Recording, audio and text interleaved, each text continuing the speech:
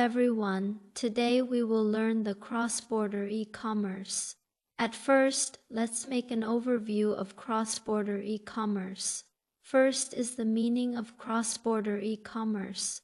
Cross-border e-commerce, also the cross-border electronic commerce, is called Internet plus foreign trade, which refers to the different border trading subject, transactions through e-commerce platform, payment and settlement, and through cross-border logistics delivery goods and international business activities. It is with the help of Internet technology to realize goods and services of emerging trade formats. For enterprises, the open, multidimensional, and three-dimensional multilateral economic and trade cooperation model built by cross-border e-commerce has greatly broadened the path to enter the international market and greatly promoted the optimal allocation of multilateral resources and the mutual benefit and win-win situation among enterprises. For consumers, cross-border e-commerce makes it very easy for them to obtain information from other countries and buy high-quality and cheap goods. Compared with other e-commerce activities, cross-border e-commerce exhibits the following characteristics. One is polygonization. Cross-border e-commerce trade is no longer limited to the bilateral trade between the two countries, but expands to the network structure, turning the information flow, capital flow, and logistics involved in the trade process to the multilateral evolution. For example, Russian residents can realize direct trade between other countries through the cross-border e-commerce trading platform of the US, China's payment and settlement platform, and the logistics platform of Singapore. 2 is directness. Cross-border e-commerce enterprises can bypass the middlemen and between a single enterprise or between a single enterprise and a single consumer. Therefore, most single orders of cross-border e-commerce trade are placed in small batches with small amounts, generally no more than $30,000, and orders are often concentrated in the consumer goods industry. 4 is high frequency. Compared with the traditional trade, the transaction frequency of cross-border e-commerce trade is greatly improved. Through small batch and high-frequency acquisition, purchase can relieve the pressure of the capital chain of enterprises and reduce the capital risk. 5 is digitization. With the continuous development of information technology, the categories and trade volume of digital products such as computer software and audiovisual entertainment products are growing rapidly, and the trend of sales or consumption through cross-border e-commerce is more obvious. With the development of the economy, the development process of cross-border e-commerce can be summarized into the following stages. Stage 1, Foreign Trade Information Service mode of display and offline transaction. In 2003, Stage 2, Realize the online line trading platform. In 2012, Stage 3, Business models have emerged in the whole industrial chain of cross-border e-commerce. 2017 to the date, cross-border e-commerce is becoming an increasingly important element of international trade. Hey Sarah, you've traded up to our high-end skis. How do they compare to the basic ones you used last season? They're a significant improvement, Bob. These high-end skis are more sophisticated and offer better control. I definitely feel the upgrade was worth it. That's exactly what we aimed for when we decided to move upmarket with our ski line. Do you think our customers will appreciate these premium options? Absolutely. The difference in performance is noticeable. It's a great move for those looking to upgrade from mid-range or basic models. Great feedback. We're also thinking about how to strategically position our older, basic models. Perhaps offering them at a lower price point could attract beginners. That sounds like a wise approach. Balancing top-end products with more affordable options could really broaden our customer base.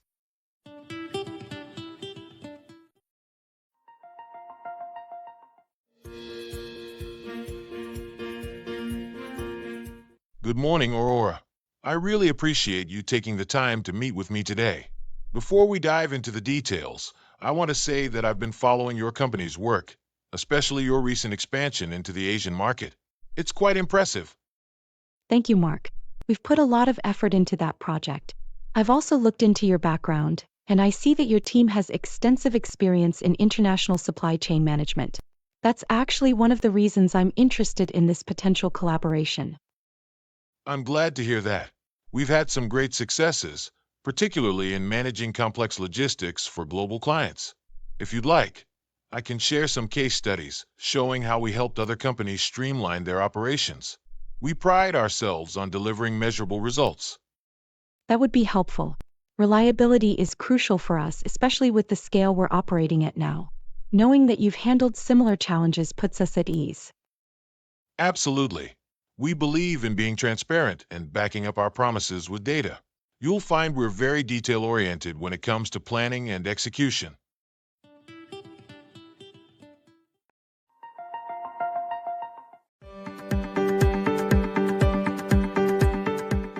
Hi, Taylor. Could you give me an update on this week's production numbers? We're currently operating at full capacity, with an output of about 500 units each day. That sounds like we're pretty efficient this week. How does that production volume match up with our current orders? It matches perfectly. We've managed to fulfill all pending orders, and we've maintained a steady flow with no backlog. Our productivity is high, reflecting well on our team's efficiency. That's excellent news. Are we experiencing any issues with excess or spare capacity right now? Not at all. Our capacity utilization is right on target. There's no sign of overcapacity, and thankfully no shortage of materials or orders either. Fantastic. Keep up the great work and keep me updated if any adjustments are needed. Will do.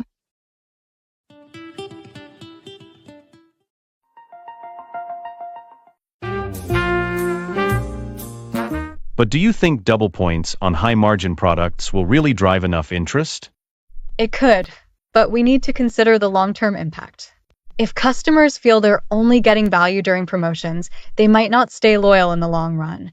What if we add exclusive perks for members, like early access to sales? I see your point. Exclusive perks could definitely add more value. But how do we balance that with our budget? We don't want to overspend on rewards. True, but it's about finding the right mix. We can start small, offer early access to big sales, and maybe personalized discounts based on their purchase history. We need to make them feel valued beyond just accumulating points. Personalized discounts? That could work, especially if we use our customer data effectively. But how do we ensure these offers don't cut into our profits too much? We'd have to set clear limits, only offer them on specific product categories or during certain periods. Plus, if we can get more people signing up, the increased sales volume could offset any potential profit loss. I like the direction this is going. Maybe we should pilot it in a few locations first and see how customers respond. That's a smart move. We can gather data, tweak the program if needed, and then roll it out nationwide. Next, we are going to learn the cross-border e-commerce model classification.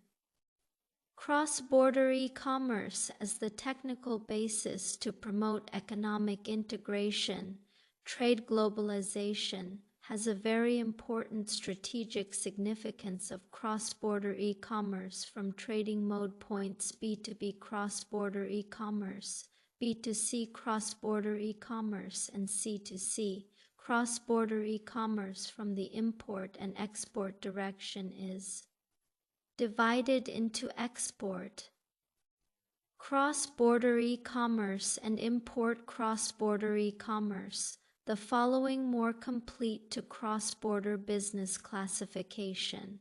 Finally, you can consolidate what you have learned today through the following 2 questions. What issues should be considered when choosing the cross-border logistics mode?